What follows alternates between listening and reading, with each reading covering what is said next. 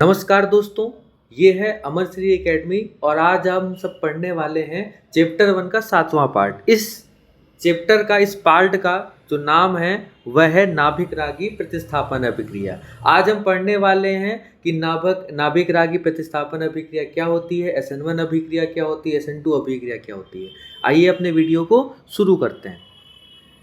देखिए, सबसे पहले अगर हम देखें यहाँ पे कि नाभिक रागी अभिक्रिया क्या होती है, तो इसमें हमें सबसे पहले नाभिक रागी अभिक्रिया को समझने से पहले एक शब्द समझना होगा, नाभिक रागी।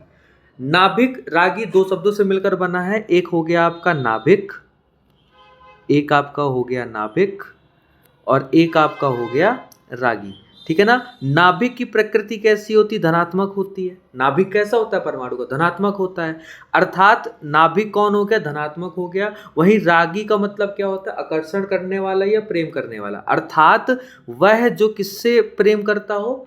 नाभिक से, अर्थात धनायन से प्रेम करता हो, वो क्या कहलाता है? नाभिक रागी कहलाता है। और हमें पता है कि प्लस से प्रेम कौन कर सकता है? प्लस की ओर आकर्षित कौन होता है? वह होता है नकारात्मक। अर्थात हम सिंपल शब्दों में कह सकते हैं, जो खुद ऋणात्मक हो, जो क्या हो? खुद ऋणात्मक हो और कार्ब धनायन के प्रति आकर्षित हो, उसे नाभिक रागी कहते हैं। अर्थात जो खुद ऋणात्मक हो और धनायन के प्रति आकर्षित होता है, उसे नाभिक रागी कहते हैं। नाभिक रागी के कार्ब धनायन से जुड़ने की प्रक्रिया को नाभिक रागी प्रतिस्थापन अभिक्रिया कहते हैं। ठीक है ना। इसका कहने का मतलब कि जैसे अगर RX है और यहाँ पे हमने क्या लिया है? एक तो आपका NU क्या है? आपका नाभिक रागी हो गया। तो यहाँ से X टूट जाएगा और X के स्थान पे कौन आ जाएगा? NU आ जाएगा। ठीक है ना।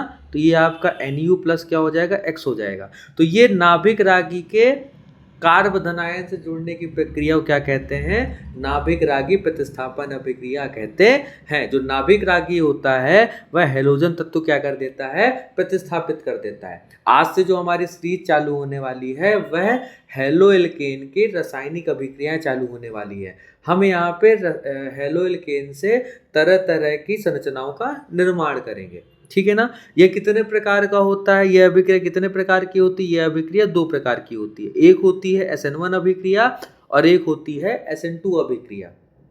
जो SN1 अभिक्रिया है इसे एक आणविक प्रतिस्थापन अभिक्रिया कहते हैं। वही जो SN2 अभिक्रिया है इसे द्वि आणविक प्रतिस्थापन अभिक्रिया कहते हैं। ठीक है ना। तो नाभिक रागी क्या होता है? जो खुद ऋणात्मक हो तथा धनात्मक की ओर या धनायन की ओर आकर्षित होता है, उसे नाभिक रागी कहते हैं। और नाभिक रागी के कार्ब धनायन से जुड़ने की प्रक्रिया को या जुड़ने की अभिक्रिया को नाभिक रागी प्रतिस्थापन अभिक्रिया कहते हैं। ये दो प्रकार की होती है, SN1 अभिक्रिया और SN2 अभिक्रिया। ठीक है ना। आगे चलते हैं।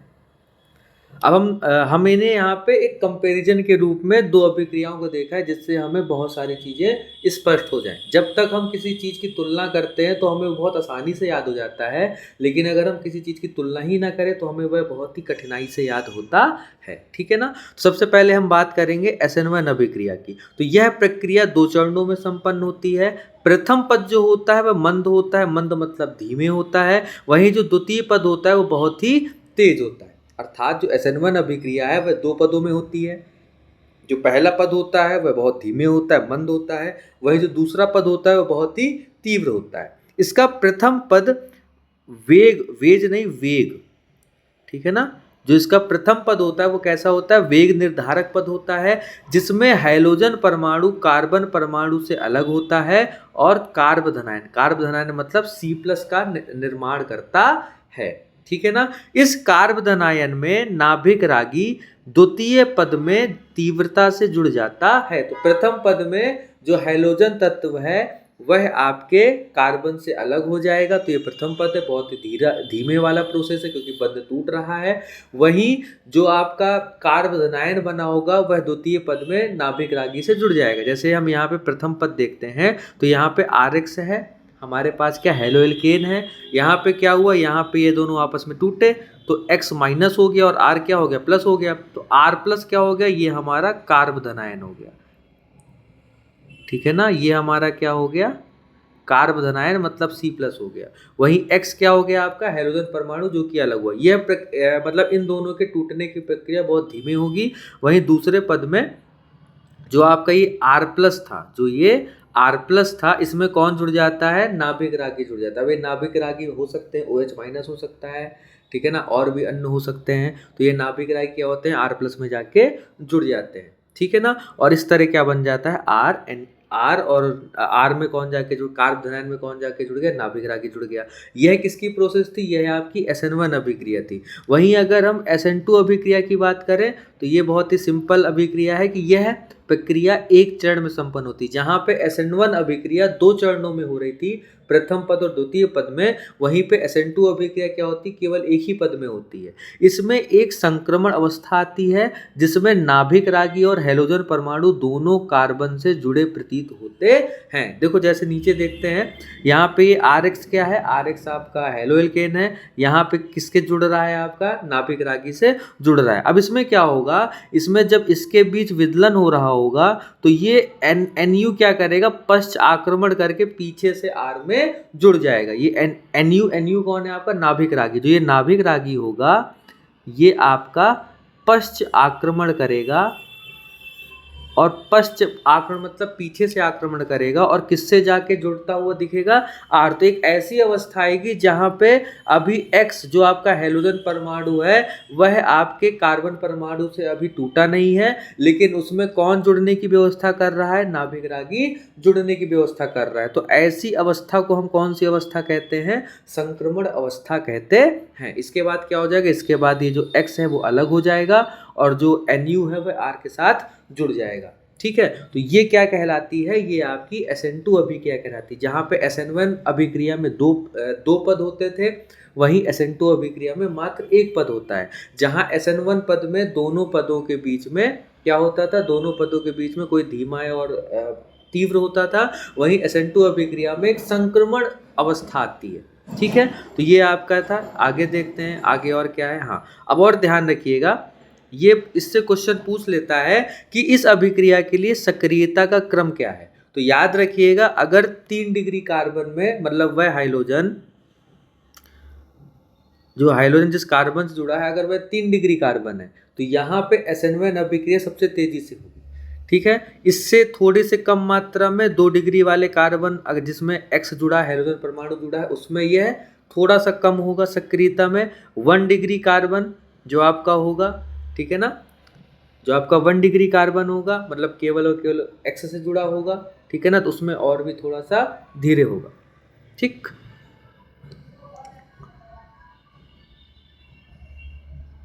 तो ये चीज़ ध्यान रखिएगा।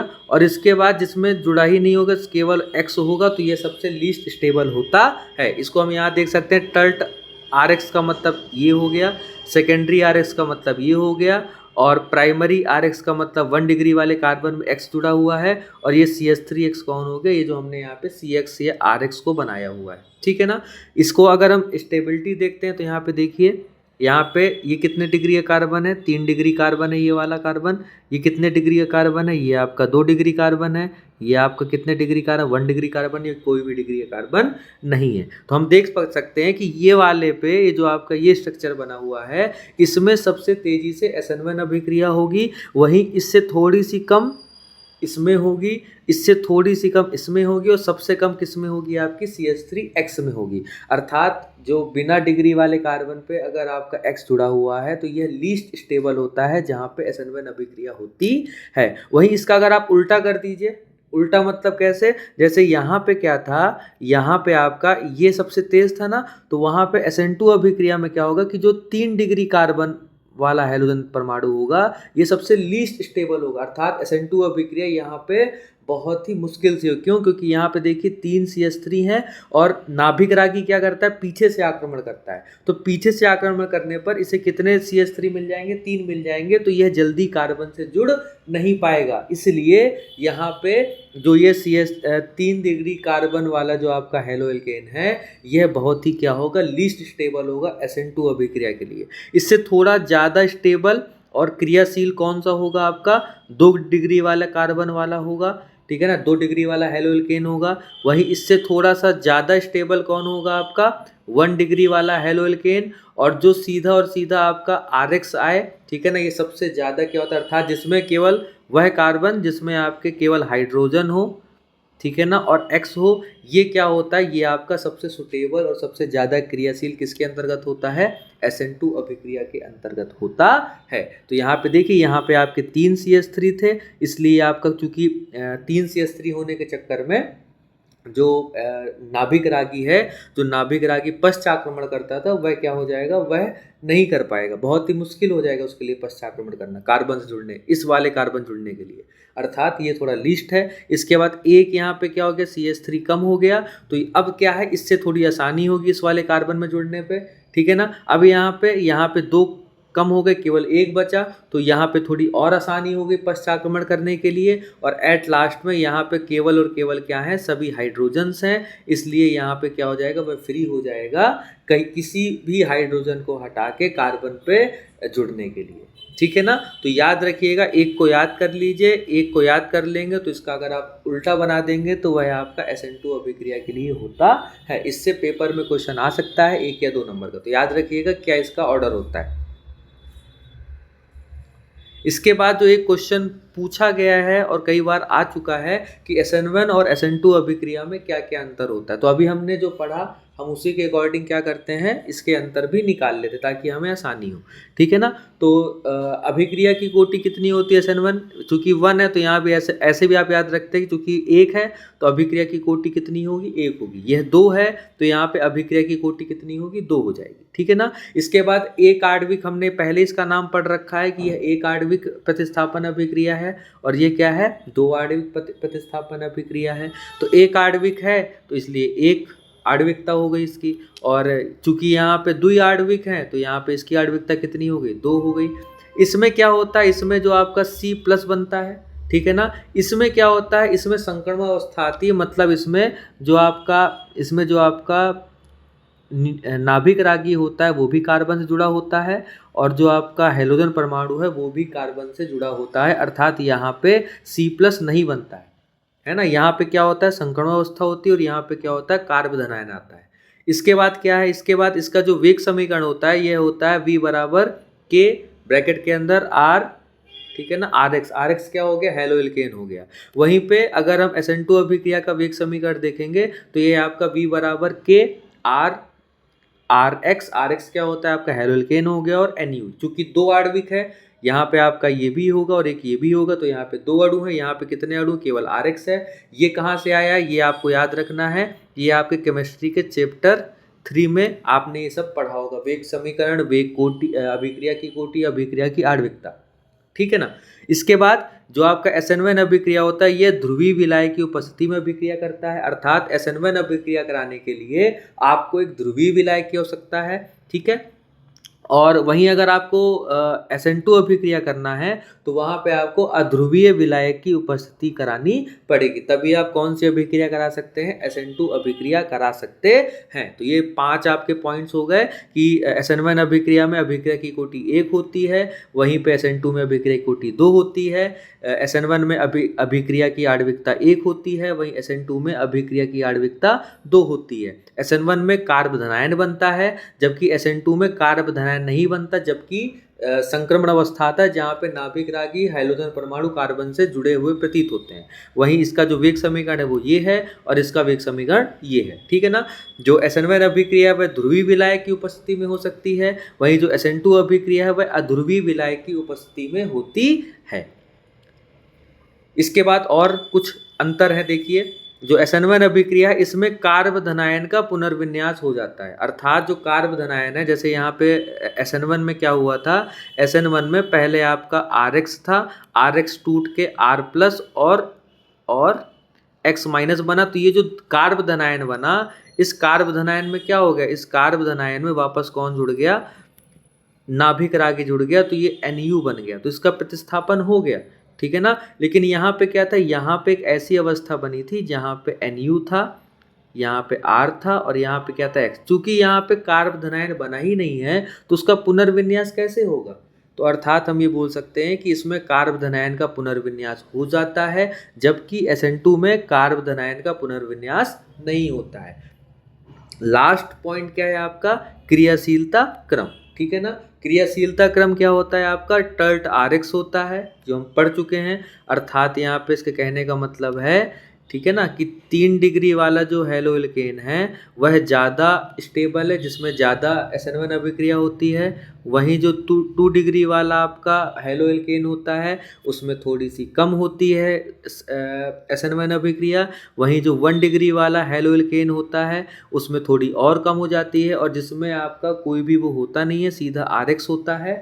ठीक है ना, तो इसमें क्या होता है, इसमें आपका क्रियाशीलता सबसे कम होती है। वहीं अगर आप इसका उल्टा कर दीजिए, उल्टा करने का मतलब सबसे ज़्यादा इसमें किस में होगा, RX में होगा।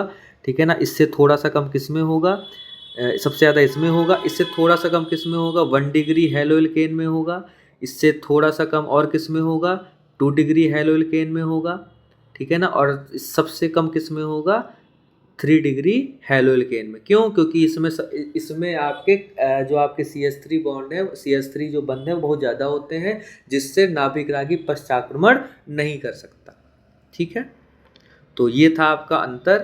तो आज का वीडियो यहीं पे समाप्त होता है। आशा करते हैं आपको हमारा वीडियो पसंद आएगा। अब जो आने वाला अगले वीडियोज़ हैं वो आपके लगभग जो आपका आएगा हैलो एल्केन के रासायनिक अभिक्रिया पे आएगा, और इसके बाद कुछ जो टॉपिक इसमें बचे हैं वो भी आएगा। एक और हम यहाँ पे वीडियो का पार्ट शुरू कर देंगे जो कि जैव अणु के लिए होगा, जिससे नया चैप्टर भी हम इसी के साथ चालू कर देंगे, जिससे आपको जैव अणु भी आप धीरे धीरे करके पढ़ते जाएं, तो आगे और पीछे लगभग कंप्लीट होता जाएगा। बहुत अच्छा लगा आप हमारे वीडियो में आए, धन्यवाद।